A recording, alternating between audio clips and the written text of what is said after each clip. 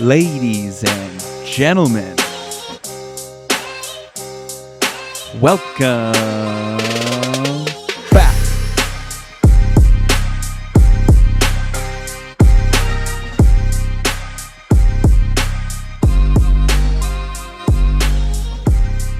Hello everybody, welcome back to another episode of Turf Today, brought to you by Toro.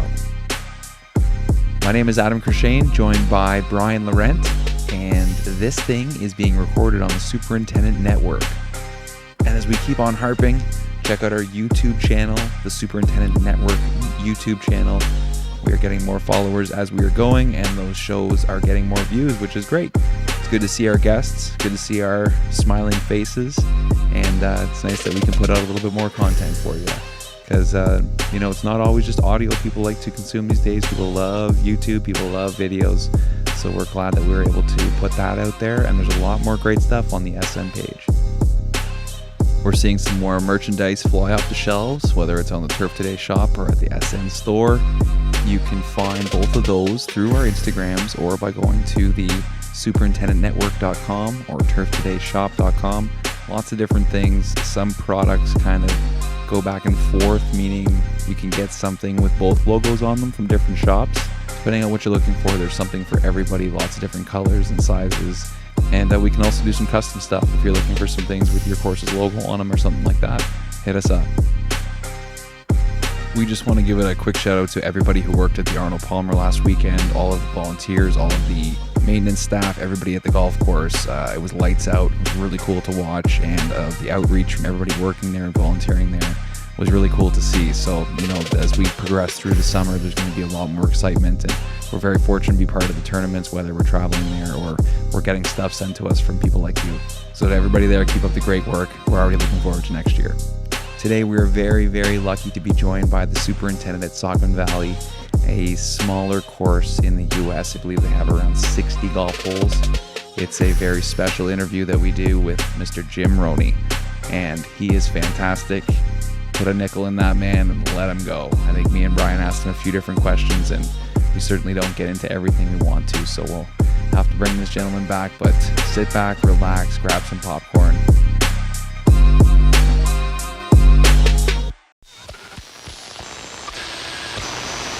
Turf Today is brought to you by Toro. Innovation is a word that companies use a lot, but what does it really mean? For Toro, it's about more than chasing the latest fad. It's about understanding what's important to you and helping you solve challenges you face in your day-to-day. So whether you want battery power that lasts longer or technology that works smarter, you can count on Toro to keep you ahead of the game. Visit Toro.com and see how Toro is always solving and always evolving. Look at that for timing. Oh, he's outside. Yeah, buddy. I mean, you got to, right? Look at that background. It's too nice outside to be sitting indoors right now. So got a little balcony out here on my room. Nice. You got some good internet? We will find out. Yeah. Well, I guess if you're connected to the hotel, it's not like you've walked too far. So you're on a little trip right now, a couple visits. You're on the West Coast? Yeah, out on the West Coast in Palm Springs. Got made a little visit this morning. Tomorrow we've got Super Scratch Foundation. So actually opening reception tonight. Tomorrow is the big event. First time that they're expanding it beyond Philly region. So this is their big jump into kind of the national scene. So they've got, I think I saw 29 teams signed up for tomorrow's event. Oh, that's awesome. Which is a nice start for this to just kind of, again, grow the organization and grow their giving out here to the West Coast. So yeah, looking forward to being a part of it. We're at golf event is at PGA West tomorrow. So, get to play where the pros played. Yeah, not a bad little venue for that. No, not at all. Not at all. Nice test of golf. So yeah, it'll be fun. Looking forward to getting out there and seeing everybody again. It's a great organization. The board and all the leaders with the Super Scratch are always a good time, fun to be around. And it's, we've talked about it a little bit before, but to have amateur golfers, just general club members want to give back and help secure the future of this industry, that's always a good thing. We get so much support from our partners and from inside the golf course maintenance industry to have golfers step up and want to help, because at the end of the day, they enjoy playing the game. And as our buddy Scotty Heebs always says, no Easy. superintendents, no golf courses. So Exactly. yeah, so yeah, for those guys, that group of members to understand and be able to grasp that there is a shortage in this industry of qualified, skilled labor, and want to do something about it is huge. So yeah, look forward to the growth of the Super Scratch, and we'll be hopefully getting involved with them a little more as we go by. I think it's great that there's more people that are recognizing that, you got to take care of these people that are taking care of your golf course. There's so much money that goes into it. There's so much that involved, not just, at the golf course, but specifically on the turf. So you Yep. got to take care of these people so that you have the proper grounds to play on. So it starts at the Yep. top. Yep, absolutely. It begins with awareness, right? And I Hmm. think this organization's certainly helping with that. Again, the people that write the checks for the superintendents, for the directors, the assistants, the EMs, just the general crew, right? It's the members, it's the people that play, and so the more they understand what this industry as golf course superintendents and greenkeepers and what they do, the more they understand that, the more they see some of the challenges they face, I think the better off the industry is going to be in. Again, because we're taking those issues to the people that write the checks. Like you said, start at the top. Those are the people you got to make aware of everything that's going on, and when you're there asking for help, they'll have an understanding of the what and whys. So it makes a difference.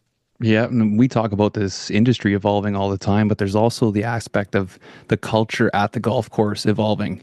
And as some of the, quote unquote, older folks move on, and, we have this new wave of people that come up, whether it's directors or head professionals and that kind of thing, I think there hopefully is going to be a lot more awareness to what is done on the golf course, how important it is, and things like the Super Scratch is, it's leading the way. Yep. Yeah, golf course just doesn't magically present itself, right? There's Nope. people that have to go out there and get it ready, every single day. Every single day, there's someone out there getting the golf course ready for the players. Could be as simple as a mow and go or just changing hole locations or whatever, but there's always someone that's getting the golf course ready for someone to go play, whatever that is. Whether it's like I saw this morning, there were 78 guys out here at Toscana in Palm Springs, two golf courses, but there's a big staff doing the big stuff and the little details, getting it ready for to meet member and player expectations every day. So yeah, the more people can see it, the more people see some of the stuff that we put out there, some of the other people in our industry that are showcasing this work. The more the outside world and the everyday golfer sees it, hopefully the more they understand, and maybe the more people want to potentially get involved and make a difference at facilities. You nailed it, sir. You're hot right now. Is it because of the vehicle you're driving out there? Yeah, I think so, man. The Yeah. juices are flowing. You should have seen my face. You should have seen the faces of the people driving by me or walking by me in the rental car lot, dude. And I got so many, oh wow, good choice, good Good choice. pick. Yeah. Way to go. Like, I had nothing to do with it. It's what the guy gave me, I asked for a mid-size, that's what I signed up for, that's what I'm paying for, and just so happens they gave me a Porsche 911. That's so funny, man. That's so funny. You sent me that picture. I was like, no way. How do you pull up to a turf shop with a camera? Like, I know, I know. I parked as far away from the facility as I possibly could this morning. oh my gosh, that is so Yeah. funny. Well, you And should have seen me just trying to figure out how to get the thing to work. It's like because the trunk's in the front, so I'm trying to put like my camera bag and all that kind of stuff, my suitcase, and just ended up throwing everything in the cab of the car. It was that's nuts. wild, man. Good for you. Good for you. Why not, right? No, it's fun. It's fun to cruise around, and that's for sure. I guess those guys are all down in Florida right now for getting ready for the Arnold Palmer. Yeah, this weekend. This weekend is the big event at Bay Hill. So yeah, bunch of action down in Orlando. I know I saw Monahan was saying that they're not going to be announcing anything coming up. So, As far as the merger, right, right. Because uh, some people were thinking that Bay Hill would be a spot where they might announce something, but he kind of came out and said, not yet. I'm sure it So, takes some time to put all that stuff together. there, yeah, whatever sort of contract or agreement, plus all the money and who's getting what and where it's going, and that's got to be Oh, a good one. there's so much money to divvy up there. Mhm. But ultimately, if they can get all the golfers, all the top golfers in the same tournaments and playing in the same tour and that kind of thing, like that's what you want. You want best on best. No, absolutely. Absolutely. I think that's everyone's dream, right? Our goal is to get that back to getting the best players playing against the best players every single week.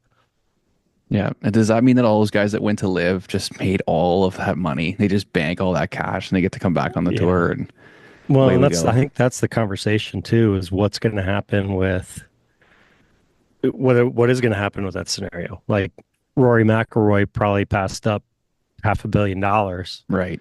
and Buckets. now he's all of a sudden, these other guys that did accept that money, they're not going to have to give it back, I can't imagine, right? Hmm. So there's, that's, I think that they were talking about, was it oh God, what was that thing where they gave out the money to the tour players kind of based on like their profile, or their social Oh, like the stat. PIP, Yeah, the the PIP. thing Yeah, the Tiger PIP. wins every year. Yeah. Yeah, exactly. So they were talking about, are they going to just divvy that money up between all the guys that ended up staying? Potentially. I Hey guess that makes guys, sense. it's, Hey, Hey, Jim. I called in. I don't know what's up with my. I'll go back onto the video, but I just called in and then yeah, I have no. My speaker's working, my microphone's working, but for some reason it's not. And now it's time for another installment of Ask the Agronomist, presented by the Andersons. From tee to green, goal to goal, and shoots to roots, nothing is off limits.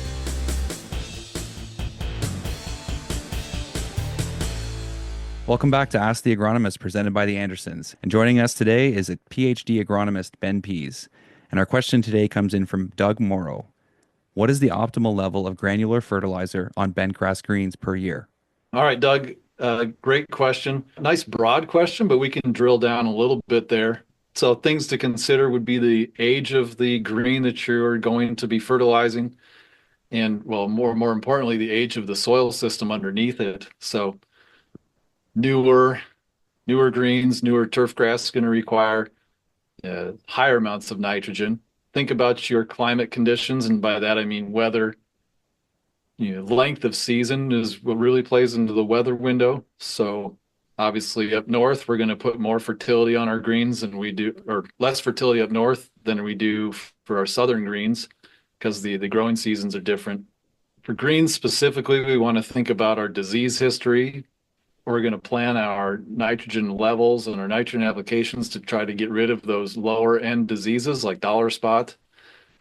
We don't want to be having to solely rely on fungicides for dollar spot control. We can, obviously get a lot of that under control with fertilization.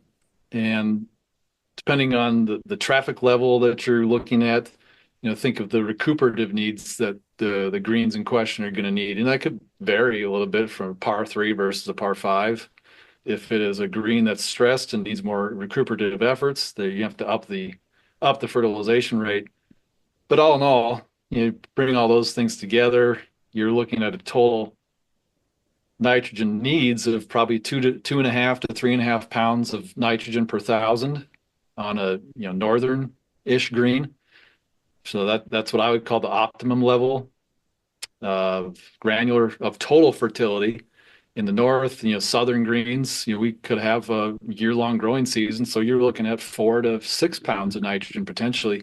He asked specifically about granular fertility. So we all know that there's superintendents doing foliar applications as well. A big part of their fertility programs, a lot of good products out there.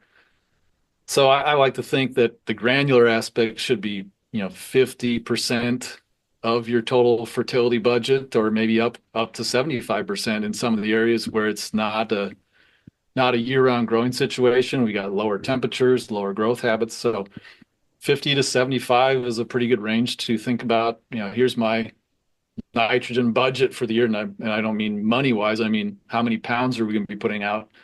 I like to see 50% of that be granular, if not more. So maybe up to 75%. And there's even some courses that go 100% granular. But for the most part, people are doing some sort of a mixture of the two. So think of your geographic location. That'll tell you, season long what you need to have, and then, cut that in half to start with, and, up to 75% of granular. I like to have a really good, strong base of granular fertility, especially to start the year off with. So think of that in the cooler months of spring, and then the summer, we usually switch to some granular plus a lot of foliar, and then kind of switch back in the fall to some granular. So hopefully that gets at the root of Doug's question. 2.5 to 3.5 total in the north, and 3.5, 4, or well above down south for total nitrogen needs, and strike a good balance between granular and foliar, depending on the weather patterns and your kind of location. So good question, Doug. It's a good topic. We could go on all day on fertility. That's our specialty here. So I liked how you mentioned the balance, though, because that is a big thing right now. My question for you, Ben, just to follow up, would be, how do you know if you've gone too far? Too far. So if you've gone in either direction, let's go that way. Yeah, no, exactly. Go too far low. That's been the trend in the 2000s to the 2010s. Who can use the lease? Well, then you start to see your recuperative process decline. You see a lot of traffic issues.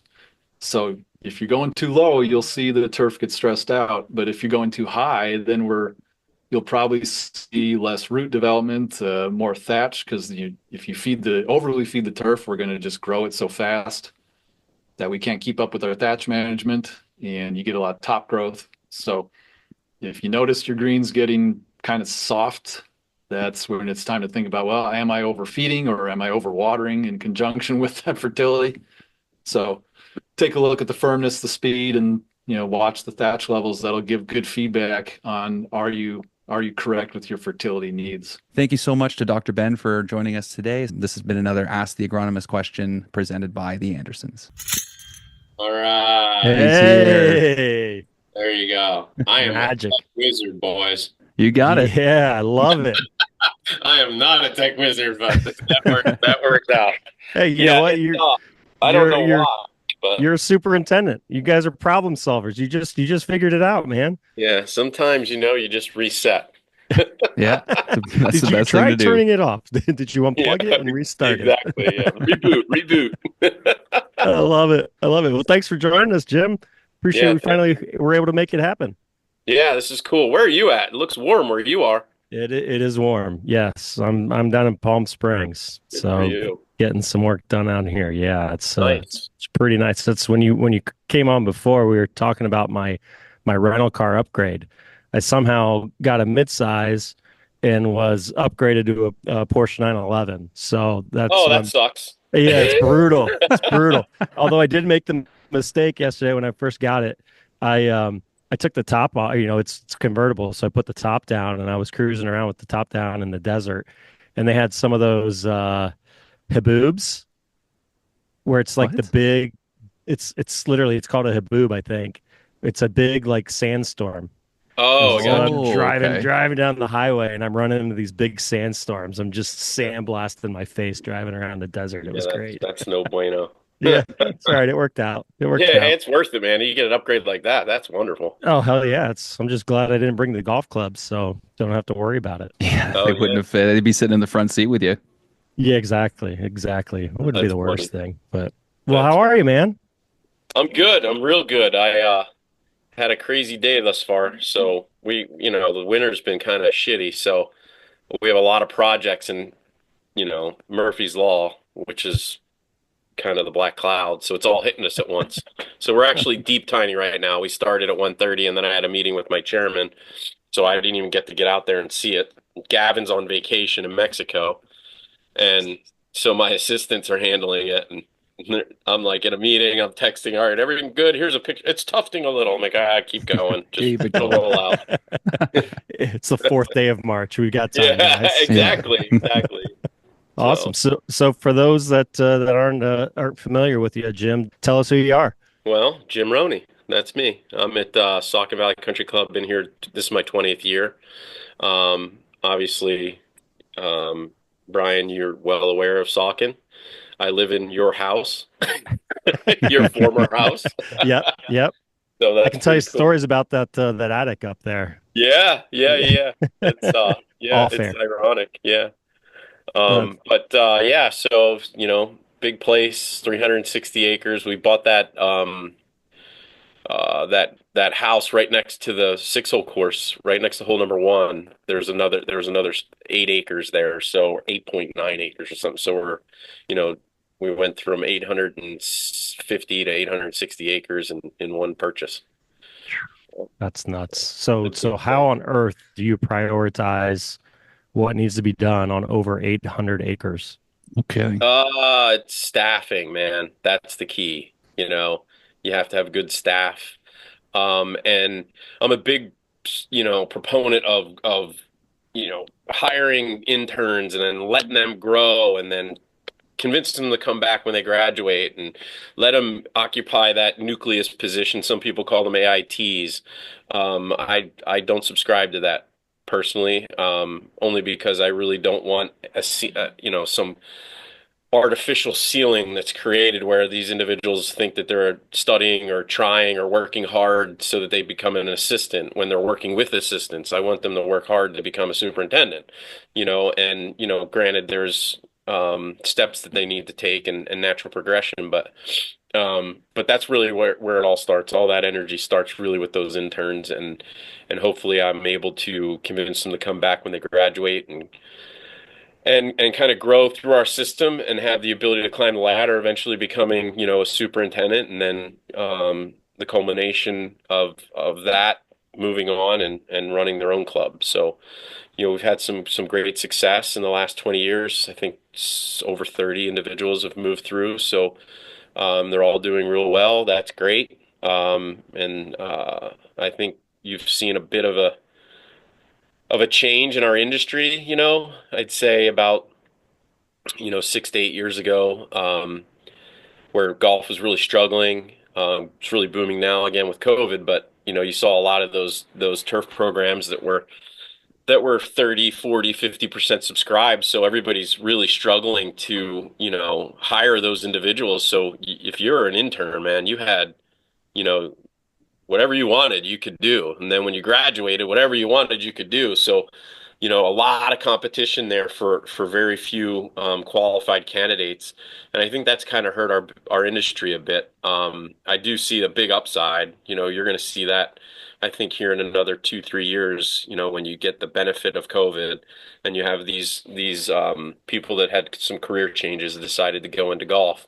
I think we're going to see some pretty good, talented people again. But, we're 2 years out, I think, from where I can really lean on one of those individuals to run one of the courses here and allow them to kind of grow to move on to do their own thing. So that's really where I see the success in the way that I manage such a big facility.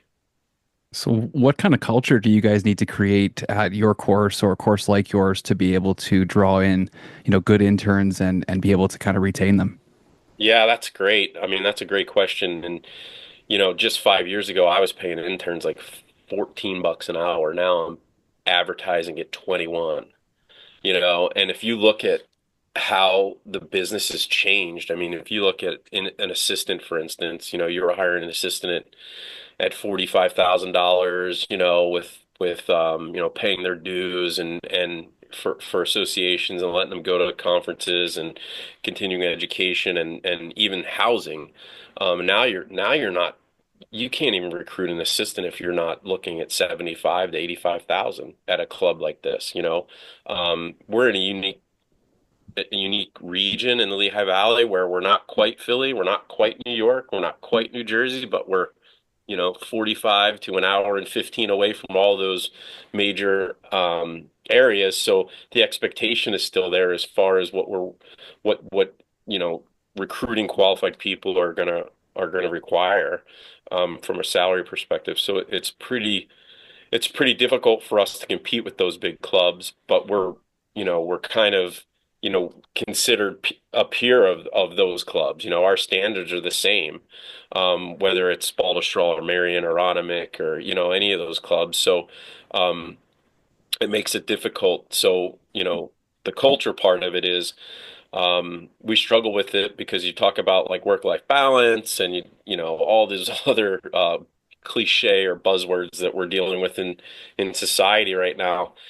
Gosh, when I was just a kid working on a golf course, I didn't leave. I didn't take off in the summertime. There's no such thing as work-life balance. It was you worked until you were sick or you went back to college, so it's a little different now. So culture really has been something that have tried to develop a little bit differently, just so that we can build some redundancy in our staff, so that we have, instead of one assistant under a superintendent, I need to have two or three assistants at different levels under that superintendent, because people need their time off, and they need that work-life balance. You know, having staff, having the access to the golf course, that's huge. It's something that I really didn't do growing up. I didn't get into the business because I was a golfer. I wasn't a golfer. I grew up in Southwest Philly in a concrete jungle without a lawn. So like golf was certainly not on my radar. As a kid, it was street hockey and football. You didn't that's all you did. Um, so trying to instill that knowledge and that ability for this young generation to see the benefits of the game of golf, as well as the successes of producing a championship product. I mean, that's kind of where our culture really is going right now. But without that redundancy, I don't see it succeeding. You have to build and give people time off. Well, I think a big part of culture is also trust, and I think it's trust that needs to go both ways. You trusting your guys and them trusting you, and Yeah. especially at a property like yours with three 18-hole courses, a 16-hole course, and just a lot going on at all times. How do you go about building that trust internally with your team? Yeah, that's a good question too. So like, they talk about managing. So like from my perspective, you want to manage up and down, right? So from that first year individual that's a high school student that's out weed whacking creek banks, like we need to get the message to that individual all the way up to my green chairman or the club president, right? So I'm always managing my key group, which really is about 12 individuals, um, and ensuring that I'm always available, even if I'm not. Like, there's pretty good chance that my door is going to open while we're doing this podcast, because I have to be available, right? Sure. Um, that's one of the main, I think, cogs really in the way that we develop the program and have that trust. But it's not always peaches and cream. It is tough. You're dealing with an X factor, Mother Nature. This isn't the type of profession or job where you're just going to hit a time clock and go home. Mother Nature, she doesn't know that it's a birthday or a wedding, or it is what it is, right? So We'll definitely get more into the course and everything going on there, but we got to know, West Philadelphia, born and raised. yeah, Like how does Southwest Philadelphia. Southwest Philadelphia, born and raised? Yeah. So how? Yeah, I got that Prince of Bel-Air reference Yeah, there. That was little good. That was good. Fresh Prince, yeah. So how did that happen? How do you end up becoming a golf course superintendent and falling in love with golf? Yeah, that's a great question too. I mean, I ask myself that often, and so grew up in the city. We moved when I was 16 out to the suburbs, played football, decided I didn't really want to play football anymore. And my father worked for Philadelphia Electric Company, and he had a buddy who was a member at Rolling Green in Springfield, which is a really good William Flynn. I mean, it does not get the notoriety that it deserves. It has recently. I'd say in the last 5 or 6 years, you hear about it often. But they did a lot of projects there, cut a lot of trees down. But William Flynn is probably my favorite architect, so it's got a warm spot in my heart. So instead of playing football, I got a summer job. That was the rule at my house. If you're not going to play football, you're going to work. And that was an opportunity. And even in the city when I was a little kid, like I would just get lost. I'd go to the train tracks and I'd walk the train tracks and go to like fields and I always wanted to be outside. So working on a golf course was wonderful. Seeing the sunrise, I'd rode my bike, 10-speed bike, 5 miles every morning. The ironic part was that my parents bought a house on Golf Hills Road, which is at the base of the sixth hole on Marianne's West Course. So I literally could walk down the street and get a job at Marianne, but I wasn't the brightest kid in the world, so I elected to ride a bike 5 miles every morning at 5 a.m. so that I could get to Springfield, and then I'd have to ride my bike. At least it was downhill there. It was uphill coming home. So that was kind of a pain in the butt, but should have planned it the other way. So when you're tired after a day, you get to cruise home. It didn't take very long for me to get my driver's license. Okay. I bet. I saved up enough money that first year, and I said, I'm buying a car. There was some motivation there. Yeah, right. But it was awesome. I just fell in love with, seeing the sunrise and having the ability to go out and work with the guys and just the camaraderie that existed. And then that kind of introduced me to the game of golf. I was managing and not managing, but I was working on the golf course, raking bunkers, mowing greens, watering, doing setup, things like that, and I just really enjoyed what I was doing. And then I started to play golf. I'm not a very good golfer.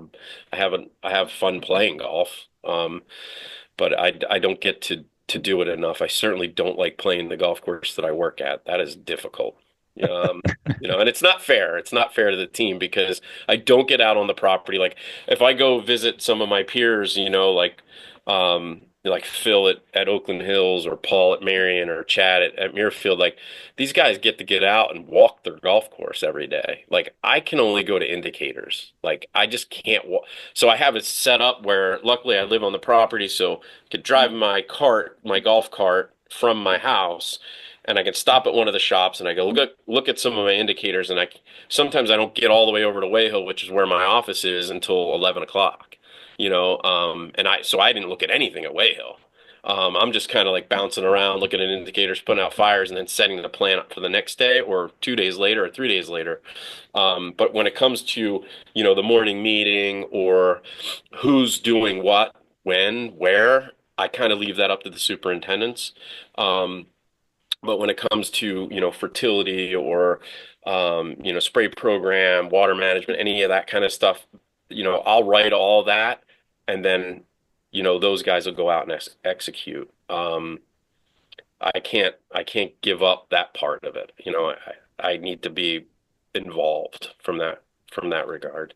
But yeah, I mean, I can talk in circles, obviously. You asked the questions about concrete jungle. I mean, it just is what it is, it gets in your blood, and I honestly didn't want, there's so many connections to Brian Laurent. It's not even funny. Like, so I worked for Dave Kroll, right? Dave Kroll worked at Wilmington Country Club. Terry, Brian's father, was Dave's superintendent on one of the courses, right? At one point, or an assistant. So then he left Wilmington and came up here. And then Dave left Wilmington and went to Rolling Green. I started working with Joe Osick. And then Joe was let go. And then they brought in Dave Kroll. And, right away, I'm like, well, what was wrong with Joe? And so I'm thinking, boy, I grew up where I could walk to the store. I could walk to my grandparents' house, both of them. I could walk to my great grandmother's house. It's just so different. So that was like a massive culture shock. So I'm like, wow, there's not a lot of job stability here. I don't know that I want to be a superintendent, even though I really enjoy what I'm doing. So I actually elected to kind of look at doing other things, but it just gets in your blood and it brings you back, right? So that's kind of that's it in a nutshell. Probably going to tell you too much stuff, but I got to the point where I would go to Rolling Green in the morning.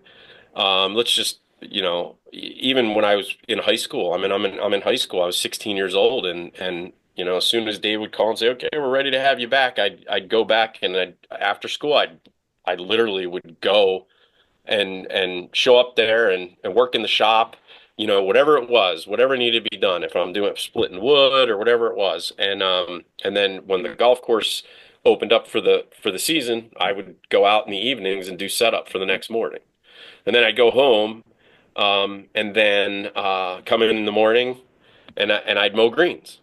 And then after greens, we had a terrible shop, and he would always mow on the weekends, 9 holes of fairways on Saturday, and then front nine, back nine kind of thing on Sunday. So I'd stay. Everybody would leave. The assistant lived on property, so he'd go home. Then my job was to clean all the mowers. And then around 11:15, I got a break. And then at about 12, I had to go out and do my loop to make sure I'm babysitting greens all day. So I do that all day on Saturday. And then Saturday evening, I go out and I cut all the cups again for Sunday morning. And then I'd come in on Sunday. Sunday was great because I'd watch grass, but then I didn't have to cut cups, so I got out early. But that's kind of how things went. So I did that for 5 years, 4 of which working for Dave, and I asked for a raise. I got a dime, and Oh boy. so Brendan Byrne, who's a great superintendent, a very good friend of mine, he was going to NC State. He's just a little ahead of me, and he was Dave's boy. So Dave had him spraying, Dave had him doing all the things that needed to be done, and he went to NC State. I went to community college, so I didn't rate, I guess, but I didn't make the money he made, but I was doing all the same stuff. And Gary Stump, who was just the greatest mechanic ever, he's like, "What are you doing, man? You got to ask Dave for like a quarter raise or 50 cents. He gave you a dime, And so I was making $5 an hour, 5.25 an hour. So I said, "Hey, Dave, what do you think?" He's like, man, I got to go to my budget's approved. I got to go to my chairman." And then I was a little dejected, I came in the next day, he told me that he couldn't do anything. And I'm like, man, this is crazy, So I go home and I grab the Philadelphia Inquirer and I'm looking at job postings, and 2 jobs are hiring. FDR, which is the public golf course right down in South Philly. Growing up, we used to go there. We'd go there and have picnics.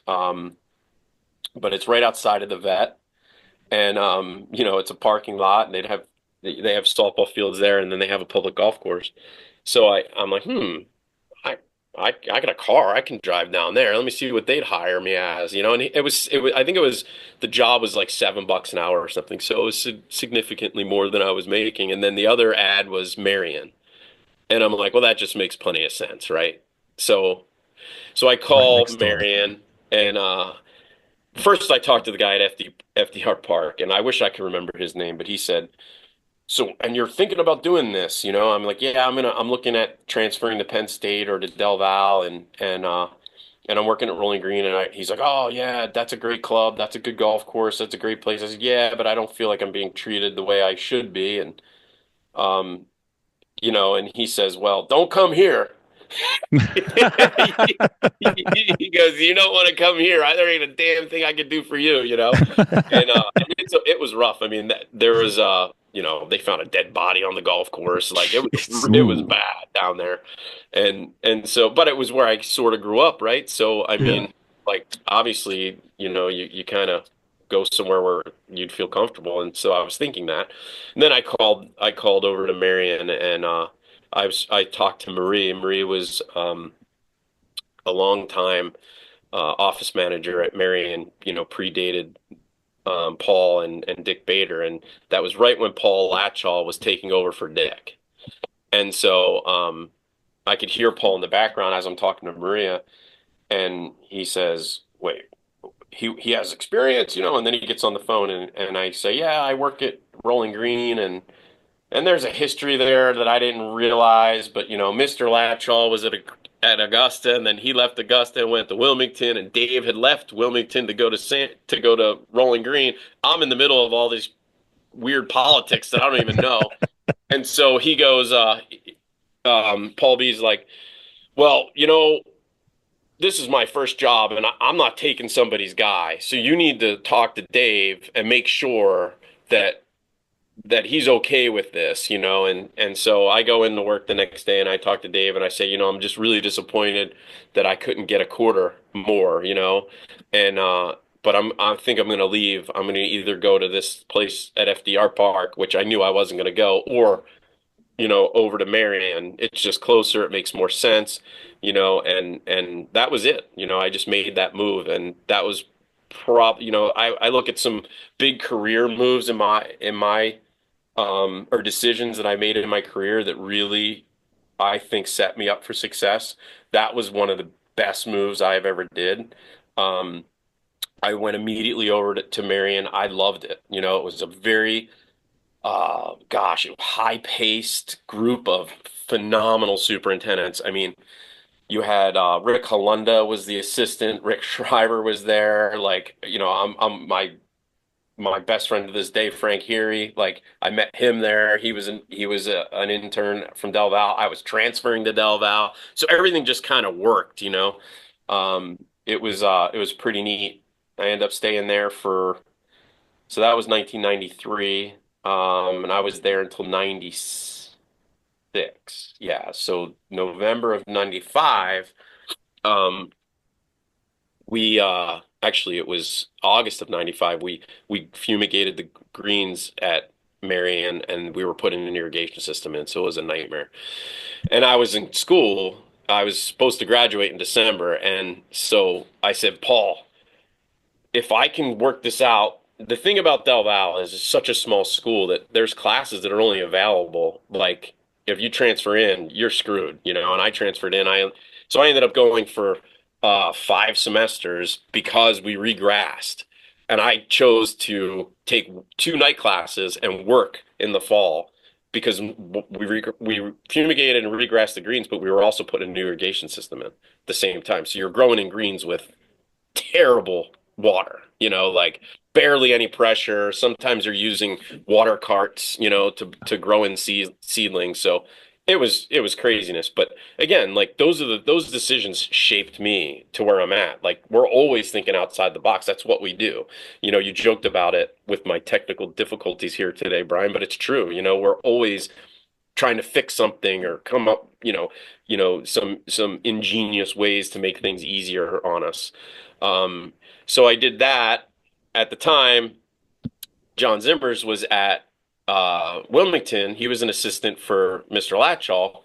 I'm sorry, no, Mr. Latchall had left Wilmington and went to Congressional.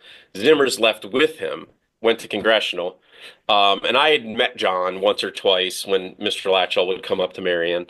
And then it was right after the 95 Senior Open, so the lead up to the 97 U.S. Open. And there was a job, a brand new construction job in Cleveland, and I was like third or fourth in line at Marion to be an assistant. I still wasn't I still had to graduate in May. And I remember when Paul B sat me down, he's like, "Man, you know, you've come back, you've done all this stuff, you stayed, you changed your curriculum so that you could help out." And he's like, "And you're only an intern. Like, it just doesn't seem right." He's like, I'm going to give you a title. We're going to call you an AIT. It's Nice. just, you know, the assistant. So that's a Matt Schaeferism, by the way. He invented that term.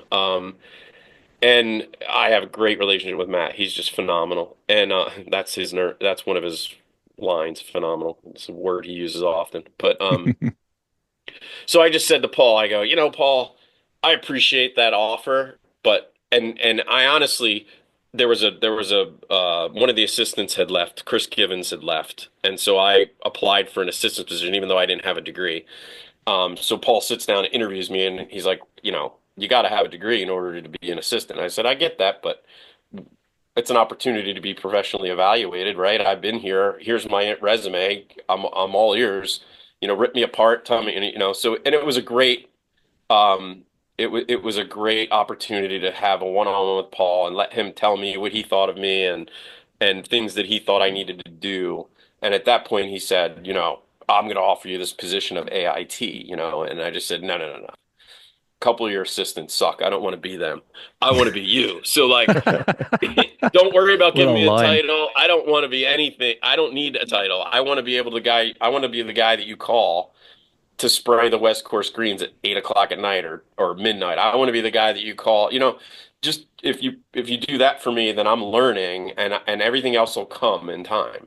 And it was right, it's exactly what happened. And then, Zims had left and he was looking for a good guy. And then Paul sat me down, like, this is a few months later. And then he's like, you got a position here as soon as you graduate, or, John's looking for a good guy and, you're pretty resilient. John has done a lot for my dad and he's a good guy. And I think you guys would complement one another. So would you be interested, in heading out there? So I'm like, yeah, so I send my resume to Zims and I go out and I spend the weekend with him and Tracy and we worked, I guess I was there maybe 52 hours. And of the 52 hours, we probably worked easily 22 of them. We flagged and I'm walking in the woods. Like it wasn't even cleared. It was just, you had fairway lines and turning points and cut lines and it's just all survey lath on 350 some acres. It was awesome, and I'm like, well, I could stay at Marion and I know what I'm dealing with, or I can go on the ground level of a project that I think is going to be spectacular. And that was just a no-brainer. So that's the second, critical decision in my career. And there's a lot to be said about that. Like when you build a golf course from the beginning and you're there, there's really no learning curve. Like, you're literally there for everything that went on.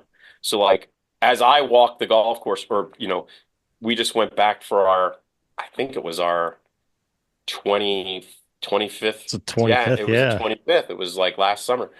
And we're walking around and the stories that me and Zims were talking, and Chad was an assistant there for me when he was an intern and then he was my assistant. And all those conversations that we had about, oh, do you remember this? Do you remember that? Or what a pain in the ass this was, or what, everything under your feet. Like the turf is the turf, right? But it's everything that goes into it, right? Just amazing. So yeah, so ended up being in Cleveland for 9 years. Gosh, I think Zims was there.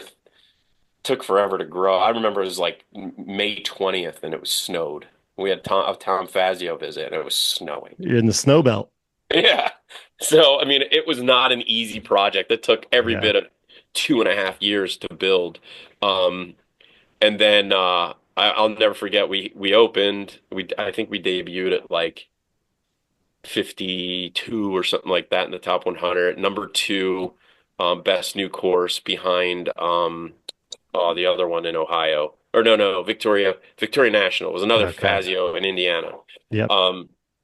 And so pretty cool scenario. We ended up having a U.S. Open qualifier because our green chairman, Dusty Murdoch, was very connected with the USGA and with the PGA and somehow pulled that off. He was an old IMG guy.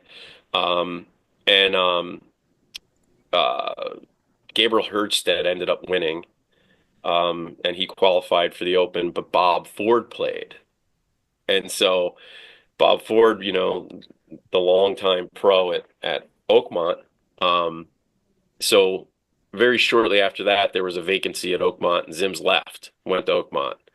And then Dusty took me out to the Indians game, and he said, Jimmy, my boy, Mr. Conway would like for me to figure out how we retain you as the superintendent and then gave me some shitty offer. And I said, yeah, You can, I don't care who you, I'm not interested. I just, because like he also was doing headhunting at the time. So there was a couple jobs that he threw my name in and I went and it was like $30,000 more to go somewhere I never been. And he's my connection to that job. And now here's something that we've done together. And I felt lowballed. So I He just said, knows nah, what's out there. Yeah. you're He's right. giving you Yeah. the So I 10 said, cent raise, nah. huh? Yeah, I mean, I love it out here. I loved Cleveland. I loved the Midwest. But being a Philly city boy, I mean, I was out there 9 years. I heard the horn beat maybe 3 times, and it was me. It's like people are nice out there. You know, so yeah, so that was kind of cool. And then Dusty said, okay, well, I'll have to talk to Bill, and then Mr. Conway, who was the owner, single owner. And it worked out great. And I stayed for, I guess, another 6 or so years until it's just the craziest story. I mean, you know it, Brian, because I tell it Yeah. all the time. But like Eric Graytalk, very good friend of mine, was at Wingfoot. He's putting an irrigation system in with Paul Granger. Terry was here doing, your father's putting an irrigation system in here at Saucon. We're at the National in Anaheim. Eric's like, hey, you want to go to dinner with me and Paul Granger and Terry Laurent and his wife, Terry? I'm like, I've never met your mom. I'm like, hell yeah, I'll go. Just because I know your dad, and I'm like, that'd be cool. And I want to be able to tell stories about Dave Kroll because that guy's just the best. And so we all go to dinner and I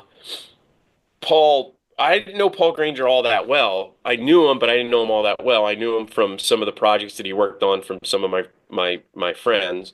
And we had a great dinner and it was awesome. And I just remember your dad saying like, man, I want to get back to the Midwest. And I'm saying I want to get back east because at the time, my wife at the time was pregnant with my daughter, and we had Sean, I think was 2 or 3 at the time, and we went home for like big thing in my family is Halloween.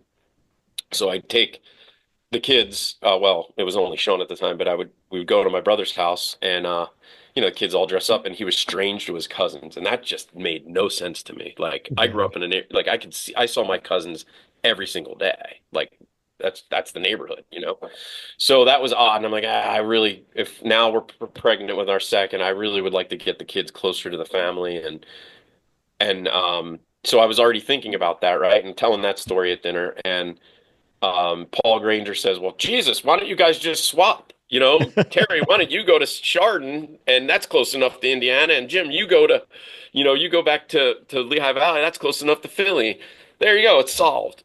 Well, I mean, what A less year than a later, year less than yeah, a year. less than a year later I get a phone call from Dick Bader and Alan Gamble and Gene Matari and so my first phone call was to your dad. I'm like, hey, Yeah. what's going on? He goes, he just kind of was very honest with me, and he's like, it is what it is. The steel company's not here anymore. There's a lot of things that need to happen at the club. There's a lot of change, and be careful. And so it's some of the best advice that you could have. And 20 years later, here I am. Yeah. It's crazy. Turf Today is also brought to you by Standard Golf. And setting the standard in golf course accessories since 1910 is not just a tagline, but it's also the responsibility at Standard Golf that they bring to work each day.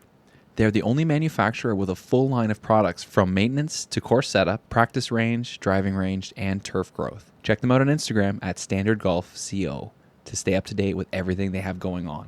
Well, you definitely, things fell into place and the decisions all worked out, right? So I mean, Yeah. talk about the process of, I guess, the thought process of switching jobs. You talked about going to Marion, which was obviously very early on, but then Sand Yep. Ridge and then Mhm. coming out here. What's the thought process? What are the considerations that you're thinking about when you're moving on?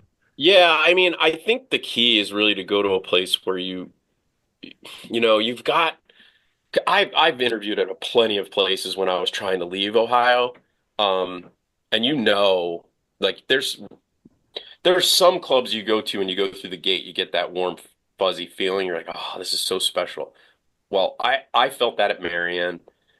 I felt that at you feel that I'm lucky enough to have gone to Augusta a bunch. So like you're there, Cypress Point, still like one of my favorite places in the whole entire world. That's another one. I don't know if I said Marion, Aronimink, like these places, Saucon felt that way when I came here. So that gets you, right? And I thought it was 36 holes. I had no idea it was 60. I was like, you showed up for your first day, like, wait a minute, there's 60 holes? I was like, and I go right up, we had this real odd guy that was our caddy master, Dave Fard and Buzzard, I'm sure you knew him, but and he was good friends with my buddy Russ Myers down at Card Sound. They worked together. Like, Dave was like one of the caddy masters or something down there at Ocean Reef. And so on my way out here, Russ called and he's like, hey, good luck and, say hello to the Buzzard. So I'm like, whatever. I go up to him. Well, it was pouring rain. It was like 42 degrees. And that's my tour of the property. And they give you like a, I don't know, I had lunch with the GM and then I had to meet like a chairman or something. But I stayed in the guest house and I think I started at 8 a.m. Well, first thing I do is go right to say hello to this Buzzard guy, right? And I'm like, I know it's pouring raining, but can I get a golf cart? How am I going to get 868 or 850 acres in 60 holes of golf? I realize it's not continuous cart paths, but at least I can jump around or something, And he's like, no cart path, no golf carts today. So you got to walk, So I walked the whole entire 60 holes. Wow. Like and it was pouring raining. It was cold. None of my notes I could read because all the pen just bled through everything. Oh my gosh. I was wet in areas that I didn't know existed. And then I was flying out that night but I still had that feeling. I was like, man, that's just such a cool property. And God, aside from trees, like a lot of tree work, like it was in great shape. It was immaculate. There was not a lot of agronomic challenges at all. It was like drainage and tree work, So, and I know how difficult it was in talking with Terry. Like I knew how difficult it was because of the old guard here that was on their way out. He wasn't allowed, his hands were tied. He couldn't cut trees down, and that was not a problem for me. It got to the point where like, even Bader said, oh, you're going to have to talk in your interview process about tree removal. It's a major thing. You're going to have to get ArborCom in there. You're going to have to do that. So I start putting a pen to that, right? And I'm like, it's going to cost $150,000 for ArborCom to come in here to tell this club the trees that need to come down after they do the whole study and inventory and all that crap. And that's not all the trees, There's 25. When I got here 20 years ago, there was, I think the number was 18 to 25,000 trees. We still have 18 to 25,000 trees, It's just some of the ones that were impacting, air, sun penetration or air movement are not there anymore. But I didn't have the challenges your dad had. I just didn't. Once a few of those guys, and I don't want to mention names, even though I'm sure most of them are dead now. Once that old steel mentality was gone, like I went right in. I talked to the club president, and we had just the greatest, awesome guy. And Andy Warner was like, my chairman and my very soon to be new president. And I just said, we can spend all this money on having a company come out here to tell you exactly what I'm going to tell you. Like, that's what they do. Like, why don't we come out together? Why don't we look at where the shade is? Why don't we look at morning sun? Why don't we look at air movement? Why? And he's like, okay. And so I spent like 2 days, 2 mornings kind of pointing stuff out. And he's like, you sold me. I'll do my part. That's all it took. Like, and I never, ever got a no. Like, you can't cut that tree down. Now, certainly there's some trees that we're a park and style golf course, so I'm not going to, it's not Oakmont. We're not going in and just greasing every tree, Like, I still find it ironic. I said it to Zims when he got there, John, they got to change that logo. There shouldn't be any squirrels. Like, there aren't any trees. That's a good point. So, but here it's different, right? This is a park and style golf course. Trees are integral to the design. So like, but I learned this from the Fazio guys and Tom Marzoff. It's like the golf ball has the right of way. So if you have, a 40-year-old, 50-year-old Norway spruce that's 205 yards off the fairway and it's on the right side, it's not a very good location for a Norway spruce because the ball is going to get stuck in there and it certainly doesn't have the right of way. So, just kind of educating the membership on that and the new group that was involved, it just made it real easy. A handful of trees, like I'm sure you know of the American beech tree that's behind number 10 on the old course. Like that is a specimen tree. I don't know how many 50, 60, 70, 80 years ago, the steel company put they have South Mountain, which is a research center. They put a American beech there and they put an American beech on the golf course. So there's like a big history there, right? So like, okay, so we can prune that one, but we can't cut that down. Great. But aside from that, like really had no other. Yeah. So yeah, I mean, it was awesome. Just went through the process, and it's history. So what are some of those lessons then that you kind of picked up from the Latshaws, from Jay-Z? What are some of the things that you picked up from them that you've kind of carried on to what you're doing now? So I wouldn't. So there's a system, right? And I'm a product of that system. And all of us do similar things, but we all do different things as well. But inherently, it's more of a team approach, and that really, I think, started with Mr. Latshaw. I didn't work for Mr. Latshaw, but obviously there's a lot of crossover there. And so really, I think that's where it all starts, and that is, I hate the word, but they say pedigree, it's like, oh, this person's pedigree. Like we're not dogs, but like, it's. Were you best in show, Jim? Yeah. Right. Like you work, who'd you work for? And really like John is probably one of the best examples of that. Like he'll always talk about like, well, when he, like, I remember looking at his resume back when we were at Sandridge together, and I'm like, why do you have under education Paul R. Latshaw? Like that's a reference, right? That was the super like, and then his answer was awesome. He's like, no.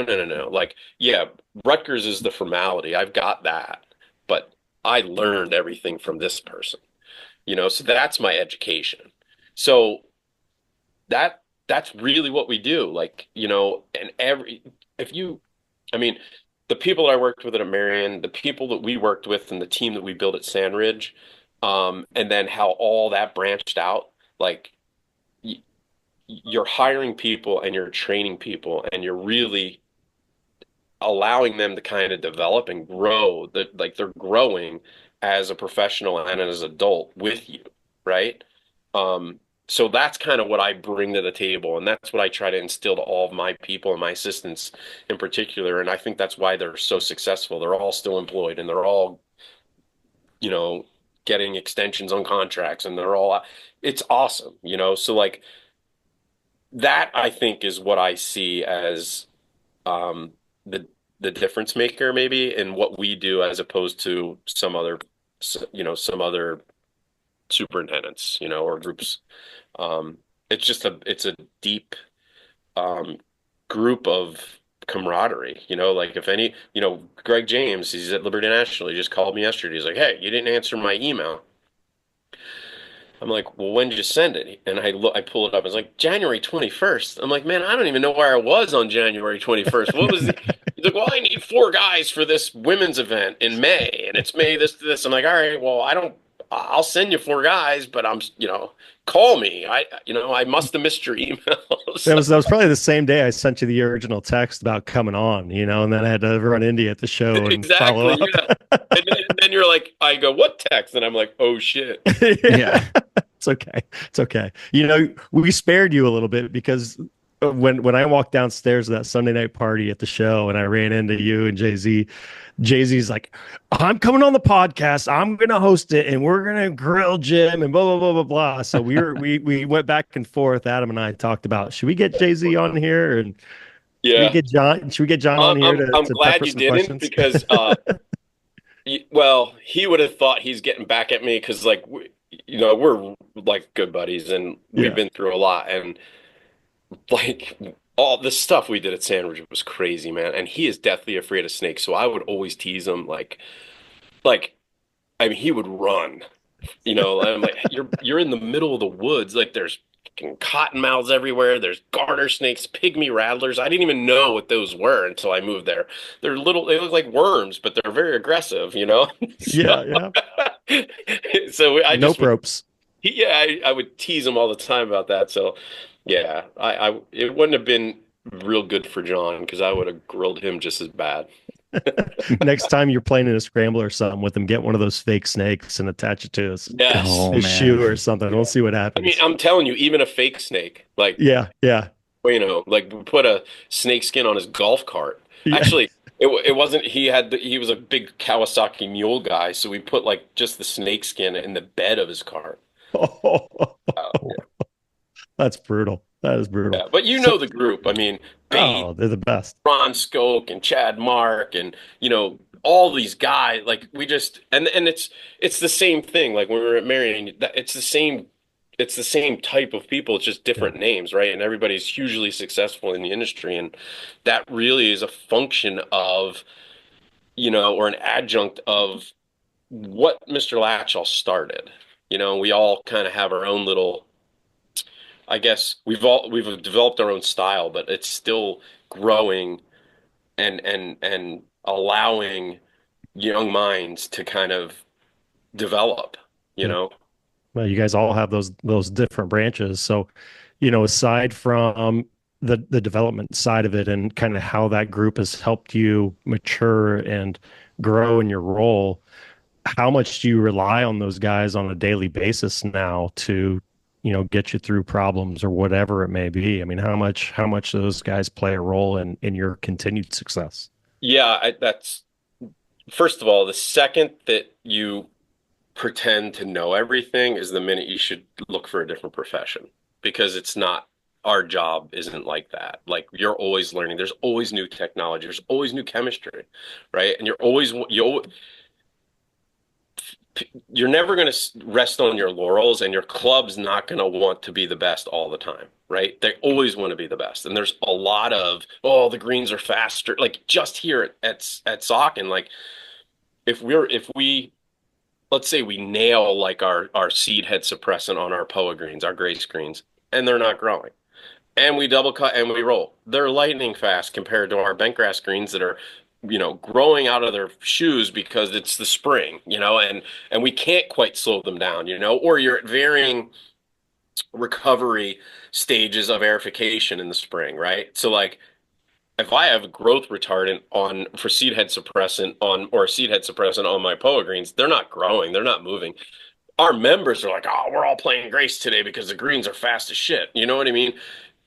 But like we're not doing anything wrong, but right. So like you're always having that, that macho thing with your membership. So you're always trying to outcompete one another, so our peer network is tight. And some people are real geeky with data and technology. I mean, I want to pay attention to technology and data, and as things change, I want to remain progressive, but I also want to feel and see and touch what's happening. Where I can't just all my decisions aren't predicated on growing degree days, for instance, or like, this new GS with that ball from the USGA what the hell is GS3. that? GS3, yeah. And we use it. But I don't think there's an art and a science to it, and you have to find that happy medium. And where we succeed as a peer group is we're always talking about that. So like I'll lean on Chad for it. Like Chad is out there, man. When it comes, well, like he knows what ball is going to roll 2 inches faster, what brand of ball. He knows like all these little tricks, he's what I like. He's knee deep in it, right? When it comes to that kind of stuff. Saucon being a true country club with every amenity you could shake a stick at is a little different than that. Jack being, being Jack is a little bit different, right, than what I'm dealing with. So those are kind of different things. So, but we communicate all the time about that. Anything new, like you talk about growth regulators a change, or you talk about mixing certain growth regulators, or any of the new like DMIs that are coming out. Like we all talk about that and say, hey, have you seen this? Or how are you using a new growth regulator with your current, trim it program or cutlass, or, and everybody's doing their own thing differently. Don't get me wrong, but we're always bouncing those types of ideas off of one another, and trying to stay on that cutting edge that really Mr. Latch always was, you know. So, and I never worked for him, but I benefited immensely from what he did for the industry, I think we all are, right? I mean, I think Yeah, everyone in no this question. industry is benefiting from some of the stuff that he did for Right. sure. Yeah. So, Jim, I just wanted to take things off the golf course. You talked a lot about work-life balance and, being able to kind of, find time for other things other than just the golf course. So how does that kind of work for you? Well, I don't play enough golf to I don't play enough as much golf as I should. Let's put it to you that way. It's weird. When I was like 14 years old, I worked at Burger King for 8 days. I haven't had a Whopper since. Short stint. So like, when I'm done work, I don't really feel like doing something with work. Now if it's a charity event, or going to play 9 holes with a friend or something like that, my girlfriend or my son or something, like, totally different, or my dad, like, yes, absolutely.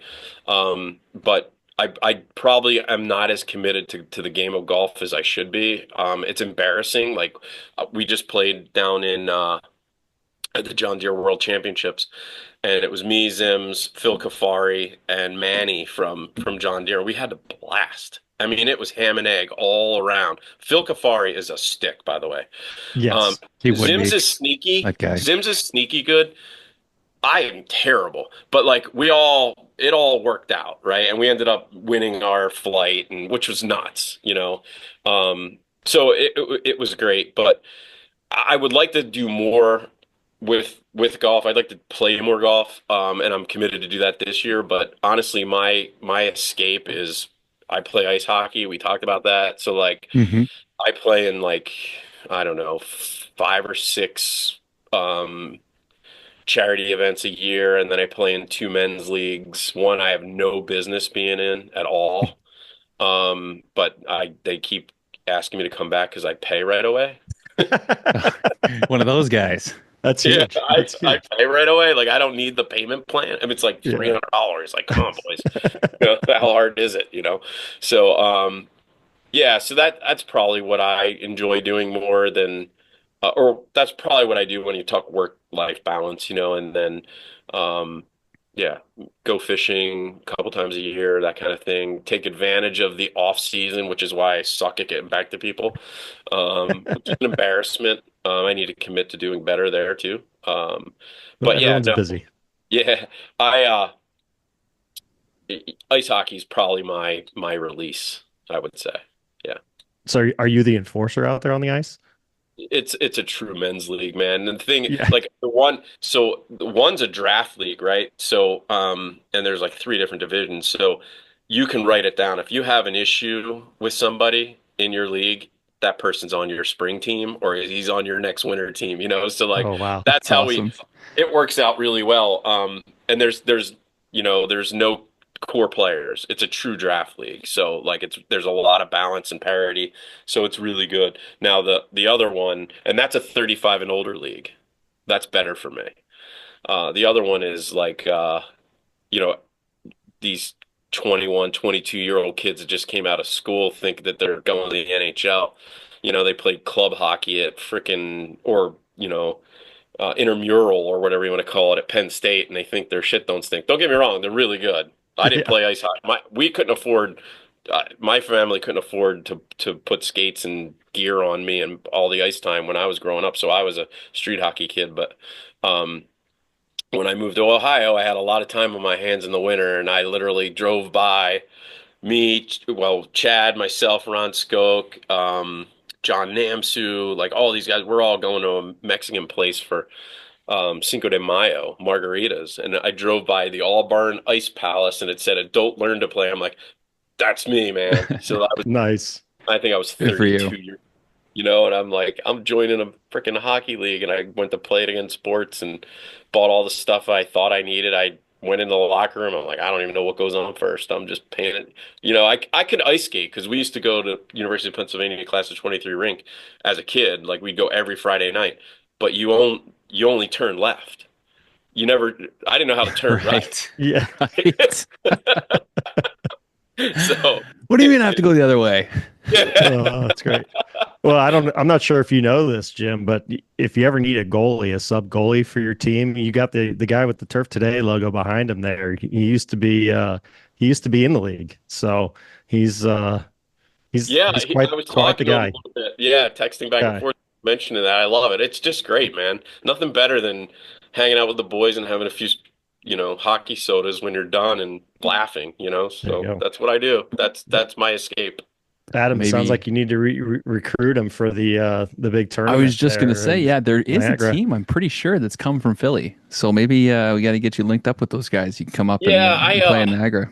yeah, I've been invited a couple times, and then like last year we played the PA Superintendent Association played the Jersey Association.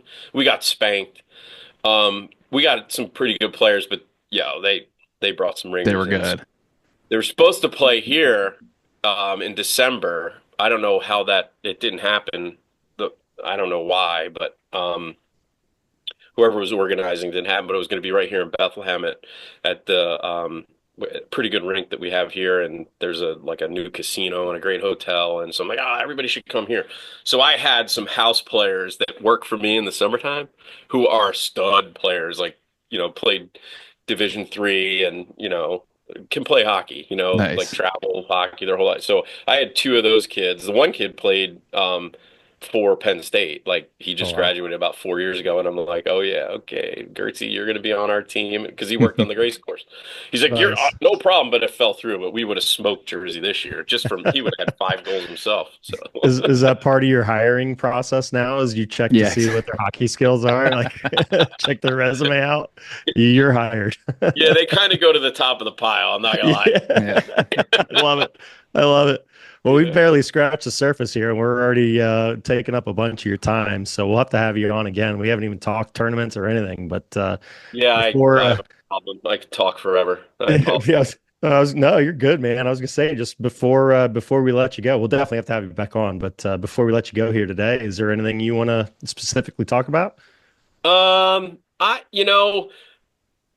don't want to sound controversial, but I feel like I do think that our industry is in for a little bit of a rude awakening here pretty soon. I mean, I think you're going to see, um, gosh, I'll tell you, there's just so much going on right now with like consultants, right? And it's not just in our area, but it's mainly, honestly, it's mainly F&B. Like you see that. And like I pride myself on recruiting and going to these job fairs and these events and trying to talk to these young minds that want to do this or my peers and say hey John, if you have a guy that's looking, I have this position, or Chad, or like we'll send out an email to like 25 guys and say, okay, who has somebody that's ready to fit in here, but you don't have the spot available, right? So like my job for these guys is to find that spot. If I don't have it for them and they're ready for it, I can't keep my thumb on them because it makes it easier for me. I need to move them on. I just don't see enough people in that position right now. So I think that's an issue, and I think that naturally lends itself to hiring these these consultant firms that are going to come in and give you candidate options or whatever. And I just worry that, particularly in probably like the GM side of things, you know, when you look at some of these big, and I don't want to call any of these companies out, but if you look at some of these bigger companies, I don't know that they're doing a service to the industry. I feel like they've all been involved in the business, but then are not in the business. Now they've created a business and they're still calling the people that are in the business to get the names for their business to the point where it's questionable, but it's almost like a pay to play scheme, you know? And I'm concerned about that. And I'm far enough in my career where I don't think it really is going to hurt me to speak up. But we don't have the Matt Schaefers anymore, and the Mr. Latchalls and the Dick Baders and all these very vocal. When I first started in the business, to digress a little, when I first started in the business, you know, the number one person at the club was the GM. Well, when I just graduated college, it wasn't anymore. Very important person, a cog in the wheel of management, but your golf course is what drove the club. And to this day, it's the same thing. Like I question why an F&B person at a club that never makes that if they break even, that's monumentally odd. You know, Yeah. they're usually losing money. And you're competing in a restaurant where you're a member, but you might not want steak tonight. You might want Mexican or Chinese food, or you know what I'm saying? So like Yep. I just struggle a little bit with that, and I think that our business is a little bit messed up where we've got all these people that are trying to go in and tell clubs how they should be running and how they're not running from people that used to be in the club side that aren't anymore. I know this is convoluted the way I'm coming at it, but I do think that there's a bit of a big bit of a misnomer there where clubs are being told that they're not that their identity needs to be a certain way. And I disagree with that. I think that a club should run how a club, you know, each club has its own identity. You know, they have their own ideologies. And that kind of goes back to the culture thing that we talked about. Like when you go through the gate, you're like, oh, you know, you go to Muirfield Village. What do you want? A milkshake. They're known for their milkshakes. Yep. You know what I mean? Like you go to Oakmont. What do you want to do? You want to stand up there and putt on that putting green because that green's lightning fast. Like these identities can't change, right? Like I wonder if we're not going to start to see that as things progress in the next, unless something changes, you know, where I don't know. I look at my club and I say, you know, oh gosh, and I don't want to again get too controversial, but like a club should run how the club chooses to run. Does that make sense? Like, Yeah. No one's you know, going to know their identity better than the people inside of it, right? No one's going to know yeah, the tradition, the history, the culture of the club more than the yeah, people that are embedded in it every single day. right. That And I makes total think sense. things evolve. I mean, clearly it evolves. Like, you know, the steel company's not involved here anymore, and if it wasn't Yeah. for Bethlehem Steel, we would never exist. Yep. But there's still a lot of really neat stuff that is embedded in the culture here of this club that'll never change and shouldn't change because of, you know, what Bethlehem Steel instilled into the club. And you just see that everywhere. Like I'd hate to see somebody go into Oakmont and say, "Oh, you know, these greens are terrible. Let's blow them up because they're unfair and let's, you know, put bent grass on them." Oh my God, what? You know? Right. Right. So yeah, I don't know. That might be coming at it from left field, but I'm kind of looking at it saying, man, I'm a little concerned about some of those things changing, you know? And nothing wrong with caring for the industry, right? You put so much into it. You want to see it go to the right hands in the right place. Yeah. So, Yeah. yep. Every single one of these people that work in the environment that we have here, it's like blood, sweat, and tears, right? You want to see them. Like my job is to ensure that I'm giving them 150% back.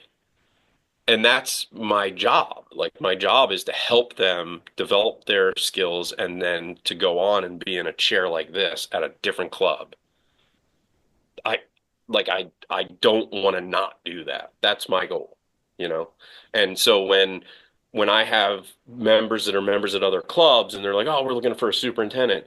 do you have a guy? You're damn right I have a guy, but here's what the expectation is. And then, oh, well, have him reach out to this organization and why would I do that? Like, why would I do that? You can save your money. Hire the guy. Yeah, just With take him, the guy. yeah, with him, you get me and you get all these other people too. Like, I don't know. That's kind of where I'm at. Turf Today is also brought to you by our friends at Apex 10 by Green Nature.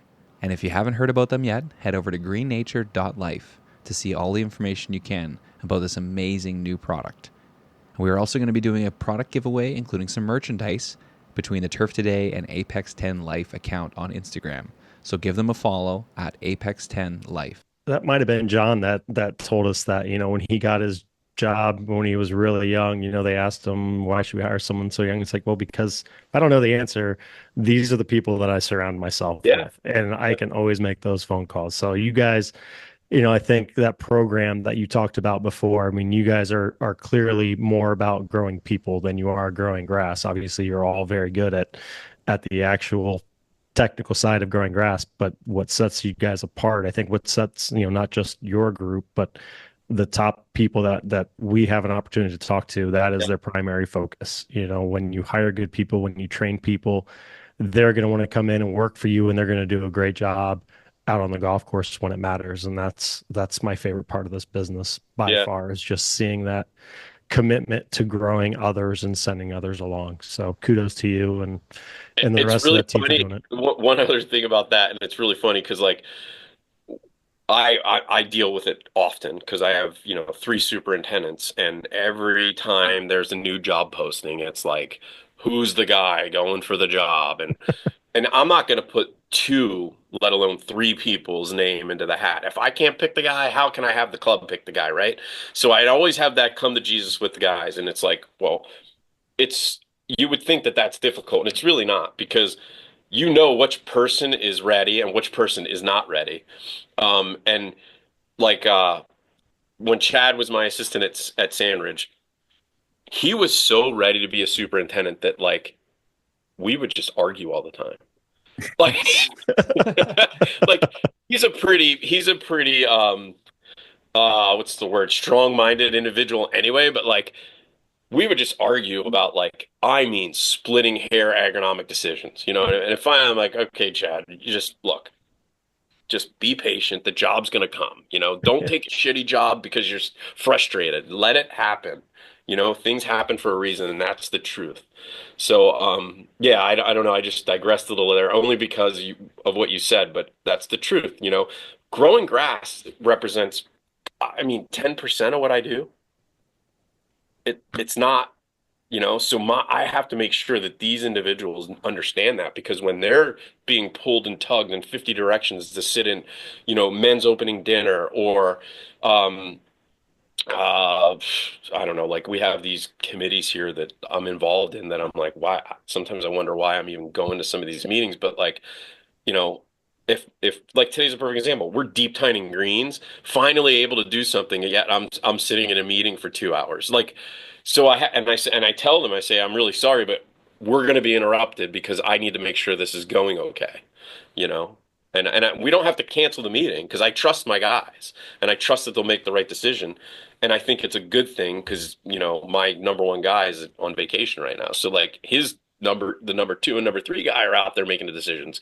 So, it is what it is. You got to kind of do that. But yeah. Well, Jim, we can't thank you enough for doing this. And like Brian said, we're going to have to bring you back, maybe have a little Jim and John episode and bring Jay-Z back, and you guys could do a little back and forth. I think that'd be a lot of fun.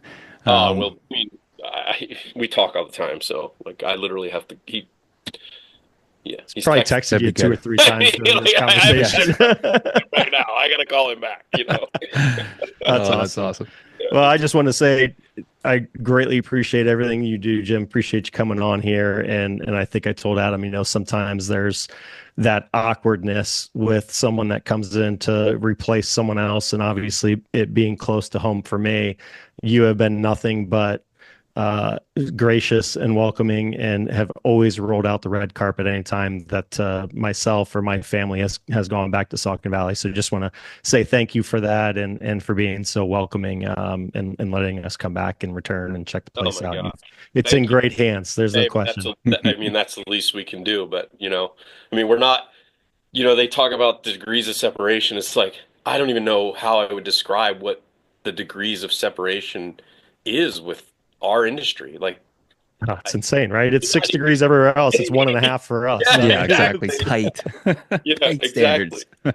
Nuts. No, it's the best. I remember the first time I came back, and you took me over. You took me up to the shop. I think I dropped about $1,500 in the shop the first time I was nice. back. Like, I hadn't been back in so long. I accidentally up. bought my wife a cashmere sweater, and I'm like, oh shit, I had no clue what that was. But Oh, anyways, yeah. but no. You're the best. It's always a treat to come back to Saucon, and like I said, I mean it's in good hands. Yeah, you're always welcome. I'd love to Appreciate come that. visit you too, Jim. Yeah, That'd be a lot of totally. fun. And I'm just not walking 60 holes though. We're gonna have to take a cart. No worries, man. No worries. I don't want to do that either. Yeah. Awesome. Well, always great to chat with you here, Ron, and look All forward right. to seeing you down the road. Yeah, awesome. Thank you guys. I appreciate it so much. All right. All Take care, man. Jim. Take care, Jim. All right, we'll see you. See Bye-bye. you. Yeah, that Wow. might be like part 1 of 3. I know we're gonna have to have him back. Yeah. That was great. Like I said, I mean, we didn't dive into any championship stuff. I mean, he's got a lot going on. He's got a irrigation project going on right now. They're building housing.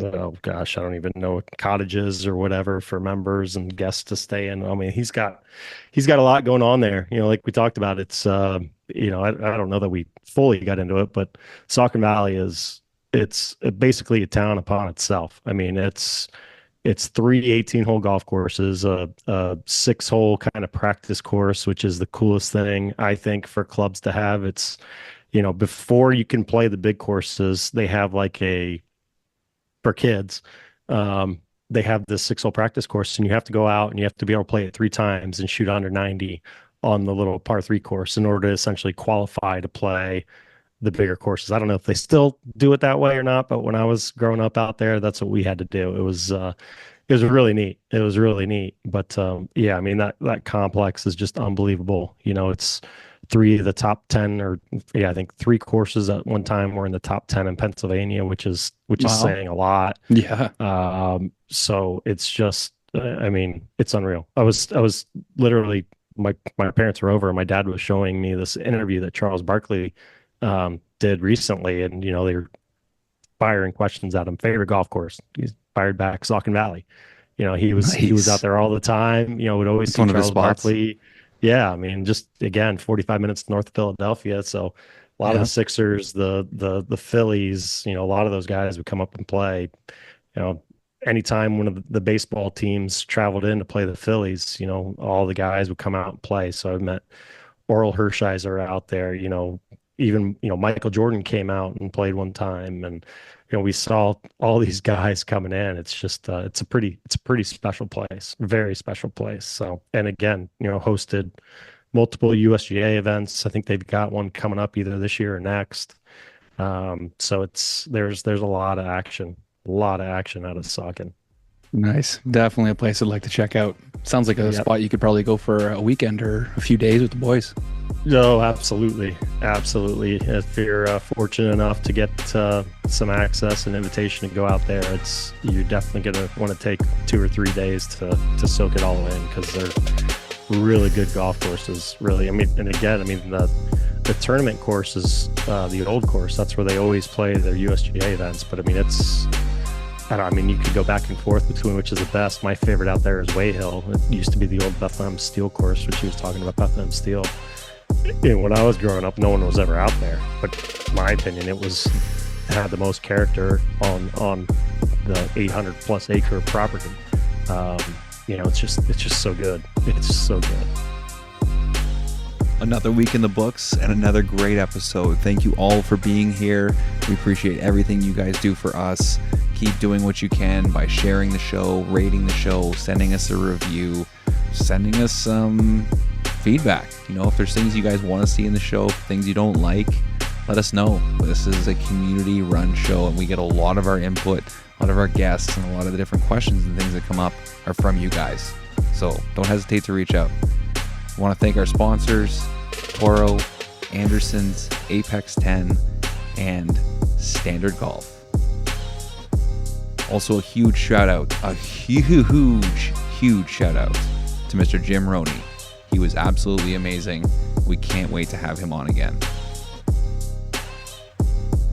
We'll see everybody next week. We got another good one. Keep those reels sharp.